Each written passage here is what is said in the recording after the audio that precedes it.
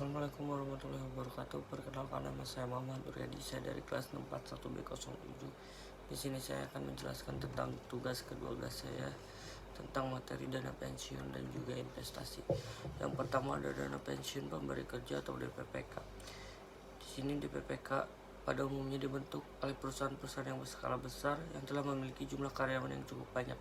Di dalam DPPK terdapat dua jenis program, yaitu pensiun manfaat pasti dan juga program pensiun iuran pasti. Nah, di sini PPMP. PPMP adalah program yang memberikan manfaat kepada penerima pensiun dengan menggunakan perhitungan tertentu, misalnya hitungan gaji akhir, pangkat, dan juga masa kerja. Dana iuran tersebut biasanya juga akan disalurkan ke produk investasi dengan risiko investasi yang sepenuhnya ditanggung oleh masing-masing peserta. Terus ada dana pensiun lembaga keuangan, biasa disebut juga dengan DPLK. Nah, di sini DPLK adalah program yang dibentuk oleh bank atau perusahaan asuransi jiwa yang disahkan oleh Menteri Keuangan untuk menyelenggarakan PPIP. Dengan demikian, tidak terdapat penyalahan PPMP seperti halnya pada DPPK. Adapun besaran iuran PPIP nantinya berasal dari potongan gaji karyawannya dan kontribusi perusahaan. Iuran PPIP yang terkumpul tersebut akan diinvestasikan sehingga hasilnya bisa ditambahkan kepada dana peserta. Nah, DPLK itu tidak hanya dapat mengelola dana perusahaan saja, melainkan juga untuk pekerja mandiri seperti wirausaha maupun pekerja lepas. Adapun JHT, jaminan hari tua. Jaminan hari tua adalah program yang menggunakan sistem tabungan pensiun bersifat wajib.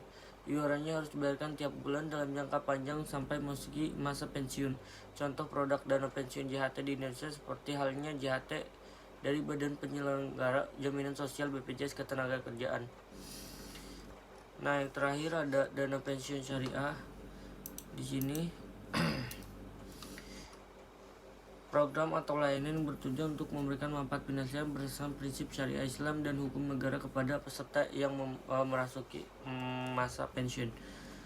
Terus ada pun yang kedua, iuran peserta. Iuran peserta program pensiun manfaat pasti pasal 15 ayat 1. Iuran peserta dalam 1 tahun untuk program pensiun manfaat pasti yang menggunakan rumus bulanan sebagaimana dimaksud dalam pasal 3 ayat 1 huruf A sebanyak-banyaknya jumlah yang lebih kecil di antara 7,5% dari penghasilan dasar pensiun per tahun dan KMK nomor 230 tahun 1993 page 5 of 7B3 yang faktor penghargaan per tahun masa kerja kali penghasilan dasar pensiun per tahun.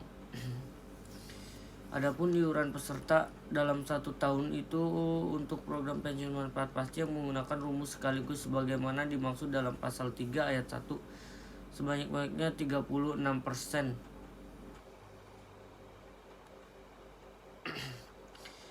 dikali penghargaan per tahun masa kerja kali penghasilan dasar pensiun.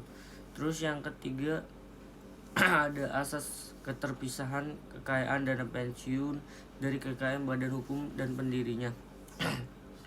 Badan hukum pendirinya. Jadi di sini ada asas ini didukung oleh adanya badan hukum tersendiri bagi dana pensiun dan diurus serta dikelola oleh berdasarkan ketentuan undang-undang. Terus di sini juga ada asas penyelenggara dalam sistem pendanaan. Di sini asas ini penyelenggara program pensiun bagi karyawan maupun bagi pekerja mandiri haruslah dilakukan dengan pemupukan dana yang dikelola secara terpisah dari karyawan pendiri sehingga cukup untuk memenuhi pembayaran hak peserta. Terus ada juga asas pembinaan pengawasan. Di sini sesuai dengan tujuannya harus dihindarkan penggunaan kekayaan dana pensiun dari kepentingan-kepentingan yang dapat mengakibatkan tidak tercapainya maksud utama dari pengumpulan dana, yaitu untuk memenuhi pembayaran hak peserta. Yang lanjut di sini ada juga asas penundaan manfaat. Asas penundaan manfaat menghimpun dana dalam penyelenggaraan program pensiun dimaksudkan untuk memenuhi pembayaran hak peserta yang telah pensiun agar kesinambungan penghasilan terpelihara. Terus ada asas kebebasan untuk membentuk atau tidak membentuk dana pensiun. Di sini berdasarkan asas ini keputusan membentuk dana pensiun merupakan prakarsa memberi kerja untuk menjanjikan manfaat pensiun bagi karyawannya yang membawa konsekuensi pendanaan. Terus di sini ada ciri-ciri lembaga gadai. Yang pertama, terdapat barang berharga yang akan digadaikan. Yang kedua, nilai jumlah pinjaman yang tergantung nilai barang yang digadaikan. Yang ketiga, barang yang digadaikan dapat ditebus kembali. Terus adapun jenis barang apa saja yang dapat diterima sebagai jaminan. Yang pertama ada emas, karena emas merupakan satu jenis barang yang cukup umum dan banyak diajukan untuk menjadi barang jaminan gadai dalam melakukan pinjaman. Yang kedua ada sertifikat. Di sini ada dokumen berharga juga dapat digadaikan seperti sertifikat tanah dan juga sertifikat rumah. Yang ketiga ada kendaraan. Kendaraan berupa motor atau mobil menjadi salah satu jenis barang yang dapat dijadikan barang jaminan gadai. Terus yang keempat ada barang elektronik. Barang elektronik berharga seperti televisi, ponsel, kulkas, laptop, komputer, dan kamera menjadi barang jaminan gadai. Terus adapun di sini tentang deposito. Deposito juga dapat dibagikan modal untuk memulai bisnis kecil. Deposito juga menawarkan nilai pokok dana yang aman dan terjaga karena memiliki return yang lebih pasti. Ini yang terakhir kita menjelaskan tentang macam-macam investasi untuk dana pensiun. Yang keduanya tadi deposito udah, yang keduanya ada emas. Emas adalah instrumen investasi liquid sehingga kamu dapat mengambil dengan mudah dan menjualnya kapan saja dan dimanapun. Terus ada juga reksadana. Reksadana pasar uang yang memiliki tingkat risiko yang rendah dan memiliki jangka waktu deposito yang berjangka kurang dari 1 tahun. Sementara itu reksadana juga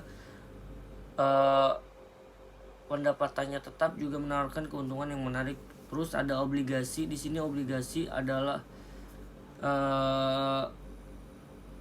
suatu investasi yang keuntungan dari obligasi akan didapatkan dalam bentuk return sesuai kupon. Kupon ini merupakan bunga yang akan diberikan kepada penerbit obligasi, baik itu pemerintah maupun swasta. Salah satu jenisnya yang diterbitkan adalah obligasi retail ataupun ori.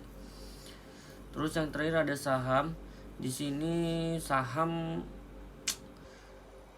bagus sih, namun memilih saham sebagai dana pensiun perlu dipertimbangkan secara matang sebab tingkat risikonya terlalu tinggi. Mungkin itu saja yang bisa saya sampaikan, kurang lebihnya mohon maaf. Bila topik wal hidayah. Wassalamualaikum warahmatullahi wabarakatuh.